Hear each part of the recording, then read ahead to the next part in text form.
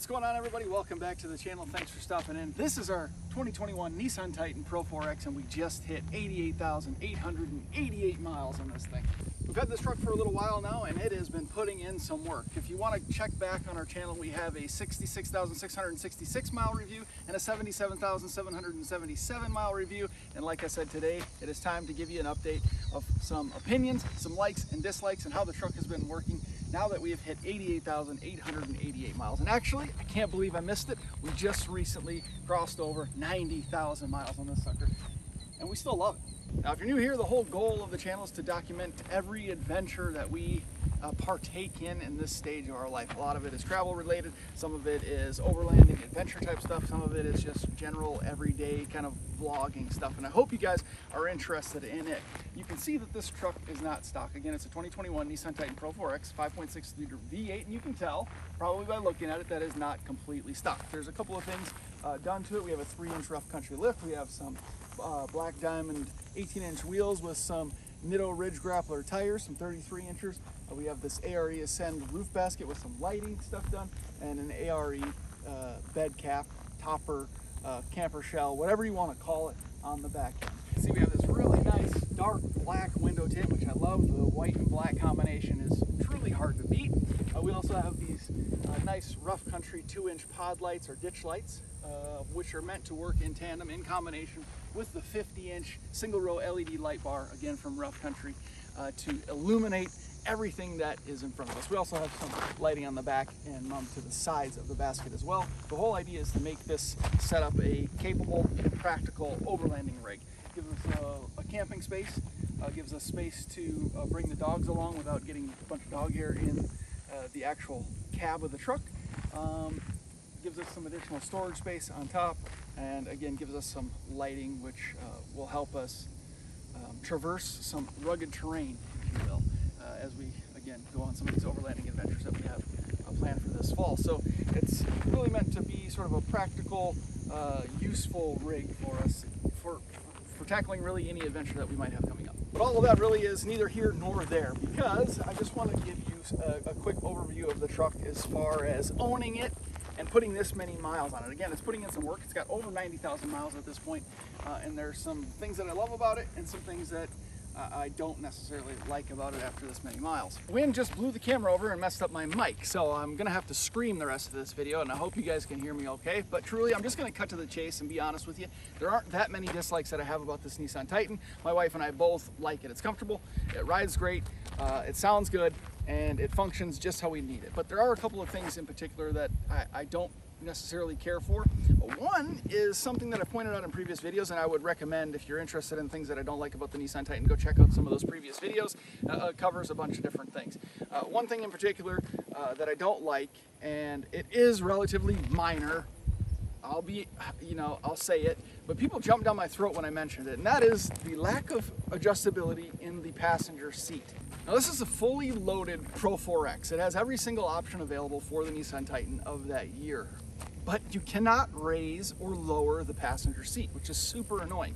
I know a lot of people jumped in, and they'll probably jump in the comments here and say, well, who cares about the passenger? The passenger doesn't need to see over the steering wheel. The passenger doesn't need to be able to adjust. Some people are just being idiots, and they say, F the passenger.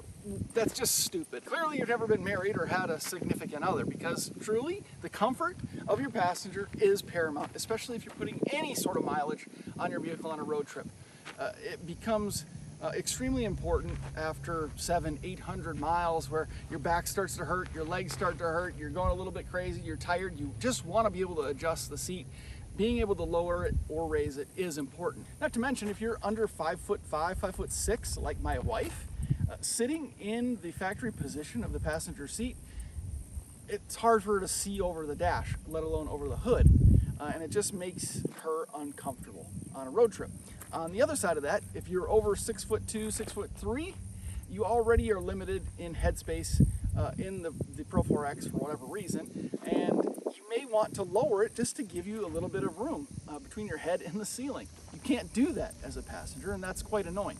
So for this being a truck that is fully loaded with options, the fact that you cannot raise or lower the passenger seat, one little switch up and down, is so annoying. The seats are heated and cooled, they're leather, there's all the bells and whistles in the thing, but you can't raise it and lower it.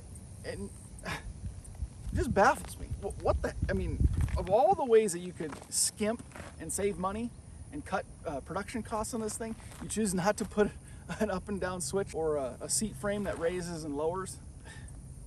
Another complaint, and although minor, again, it's one that is kind of annoying. The cup holders in this thing are too large to put a standard bottle of water or soda or a can of soda in there. They move around, they rattle, they tip over if you accelerate or take a corner too hard.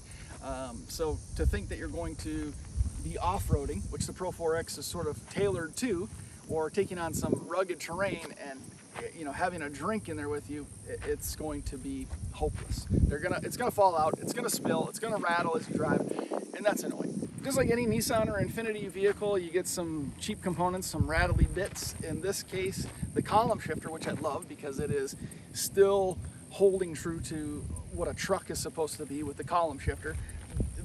The end piece, the plastic piece, is a little bit loose and it rattles as you hit bumps or go down the road. It's one of those things. I hate rattles, I hate loose parts, and having that right there constantly rattling is a little annoying. I'm probably just going to wrap a little bit of electrical tape around it to tighten things up, or maybe just drip a little bit of super glue in there to hold the plastic pieces together a little bit tighter. It's a relatively easy fix, I would think, but still a little bit annoying. I think you could do a little bit better job to make sure it's a tight little shifter. Speaking of rattles, I don't know if you're going to be able to pick this up.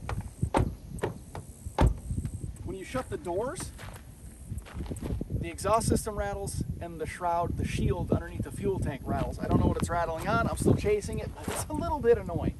Speaking of doors, the one sort of final complaint that I have is the fact that the rear doors don't even open at a 90-degree angle. You're limited in space. If you're trying to put a tote in here or load a large bag or a suitcase, it's a little bit, you sort of have to angle yourself in order to put it in. But that's really it. There aren't a whole lot of things to complain about for the Pro4X. Knock on wood, it's treated us quite well. Obviously the fuel mileage is poor. We're getting about 16 miles per gallon. On the highway we can probably touch 16 and a half, 17. Most of that is due to the roof basket, which dropped us about a mile to a mile and a half per gallon. On the highway I could easily get 18 or so, but since installing that we're down to about 16 and a half. The 5.6 liter V8 of the Nissan Titan puts out about 400 horsepower, 400 foot-pounds of torque, give or take, something like that. 9-speed automatic transmission, which allows you to get up and go off the line and really helps with its towing capabilities. It's a really good sounding truck. A nice V8 rumble, and if you are able to install an aftermarket exhaust system, it just gets better. It's obviously a really good looking truck, nice classic body lines, aggressive headlights, unique taillight design, a really cool grille. I like the blacked out look. Obviously the Pro4X has the skid plate, which I wrapped in carbon fiber. I'm a big fan of the rear end of the Pro4X. I wish the quarter panels were a little bit more aggressive, a little bit more of an aggressive sort of angular line, making it a little bit wider, both in the front and the rear, both in the front fenders and the rear quarters. I think they could have done a little bit better job there. There's obviously aftermarket, fender flares that you can get to kind of bump it out a little bit more, but I think the body itself needed to be a little bit more aggressive, but that's just sort of a minor design complaint on my end. Utility tracks in the rear are nice. Obviously have this camper pad, which I can talk about more in a different video. Underneath there are those same tracks that run the length of the bed, which helps give you a little bit more versatility and flexibility in terms of strapping things down in the back of the truck. 5.5 foot bed honestly is not all that practical for hauling things, but we don't use the truck for hauling really. It's nice to be able to run to Lowe's and grab some wood or sheetrock or whatever, but you can leave the tailgate down and deal with that. The majority of the use for this truck is for us pulling our trailer and camping and things of that nature, and eventually some off-roading and overlanding, which again we have coming up this fall. So for all intents and purposes, this truck is set up for what we would use it for, and not necessarily hauling tools, equipment, and supplies and things like that, which people say, well, if you're not doing that, why would you even have a truck? Well, there's a lot of reasons to have a truck. The interior has held up really well. The steering wheel still feels nice and smooth as it did in day one. If you get in the car with dirty hands and gross and grimy, greasy hands, of course, your steering wheel and your buttons and everything are going to suffer. They're going to start peeling and looking poor, but wash your hands, I mean, that's really the advice that I can give. All the buttons still look brand new. The handles still look new here and in here as well. The seats are still in great condition. I actually love the Pro4X seats. Really cool design to them. They've held up well. I use leather cleaner and conditioner on them regularly to keep them soft and supple. We put a screen protector on the screen just because those can take a beating over time, and it's relatively inexpensive. I can put a link in the description below. We found it on Amazon, fit perfectly, and it does a good job. God, that thing is dusty. Back seats obviously still look brand new. We don't really have people in the back, but lots of leg room, no complaints. The full panel sunroof is awesome. We do love that. And I do get quite a bit of use out of that little step, although it is a little bit awkward to use it and kind of jump yourself around onto the tailgate and into the back of the truck. It is helpful in reaching things when they're a little bit deeper in the box. I mentioned the horsepower and the torque of this thing, which is plenty to pull a camper or a boat. Just for reference, and again, you can go check out some of the other videos on the channel where I talk more specifically about towing with this thing and towing heavy specifically, but it is capable. Our camper is a 26-foot camper. It's a Nobo 20.3 by Forest River, and I think it weighs like 5,500 or 5,600 pounds dry. Loaded down, its maximum weight is about 7,500 or 7,600 pounds. The truck is rated for 9,000 or 9,200 pounds towing capacity, which is plenty to pull the trailer. The problem, I think, with the Nissan Titan, the one complaint that I do have about it in terms of towing, is its cargo capacity, which plays a lot into its towing capabilities. It's one aspect that a lot of people don't seem to pay attention to when they're thinking about their trucks and what their trucks are capable of pulling. A truck is going to be able to pull a lot more than you would think that it could, but that's not the issue. You have to take cargo capacity into account when you're thinking about how much your trailer weighs. Yes, the truck is rated for 9,000 pounds, and the trailer only weighs, loaded down, 7,500, you think, oh, there's no problem there. But the issue is that the cargo capacity of the Titan is something like 1,700 pounds, between 1,500 and 1,800 pounds, right? The tongue weight of the trailer is 750 pounds. So as soon as you hook that trailer to the truck, you are putting 700 pounds, 750 pounds on the back end of this truck, which takes away 750 pounds of its total 1,500 pound cargo capacity. Then you've got to account for a 50-pound weight distribution hitch. Now you're at 800 pounds. You put any cargo, or we have a 100-pound dog. We throw a 100-pound dog in there. That's 900 pounds. Between my wife and I, 300 pounds of humans, 350 pounds of humans. Now we're over 1,000 pounds, so 1,200 pounds of cargo, and we haven't even put any supplies in here yet. Now we personally have added a 50-pound roof rack, so you have to take that into account. My point is that you quickly get to the maximum of your cargo capacity, even though you are well within its towing capabilities. You might think, oh, it's no big deal. I have a weight distribution hitch. My truck is sitting level and this and that. And yeah, of course it pulls it with no problem. But the issue is if there's an accident and you submit your claim to insurance, and your insurance company is going to look for every single excuse possible to not pay out. And if they think, wow, you were loaded down, you had 200 pounds of cargo, you had a dog, you had a family of 4 in here, you were way over that 1,500 pound cargo capacity, we can't cover your claim. Now you're shit out of luck. So we've been able to mitigate this a little bit with how we handle things. When we pull our camper, we pull it completely dry. I mean, we have some bedding and stuff in there, some dishes and things like that, but we don't fill the water tanks or anything like that, so it's almost completely dry. So what we've done, started doing, is putting some of the cargo that we would normally haul in the back end of the truck or in the back seat of the truck and move it to the camper.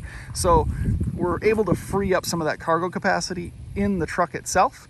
And again, push it back, and it doesn't change the tongue weight necessarily, that you're putting down on the back end of the truck. So hopefully, God forbid, if anything ever happened, we would be within the limits of the truck. But I think Nissan could have done a lot with the Titan in making the cargo capacity something around 2,200 pounds, which I think the F-150 and the full-size Chevy truck are at 2,000 or 2,200 pounds cargo capacity, something like that.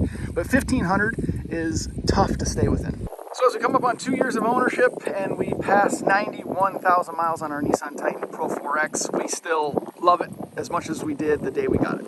Aside from a couple of minor complaints and some design flaws that we may have done a little bit differently, the truck really serves its purpose. It's great looking, it sounds fantastic, it's got a tried and true, tested over the last decade or so, 5.6 liter V8 that makes plenty of power and plenty of torque to haul and tow anything that you could imagine. Aside from the ability to raise and lower the passenger seat, it comes with all of the options and accessories, the creature comforts, if you will, of trucks in much higher price points. Interior materials are pretty high quality, they're very comfortable and durable. And although 2024 is the last year of production for the Nissan Titan, which is sad, there's a lot of aftermarket support available for the Titan, and that aftermarket support continues to grow as more and more people get a hold of these things.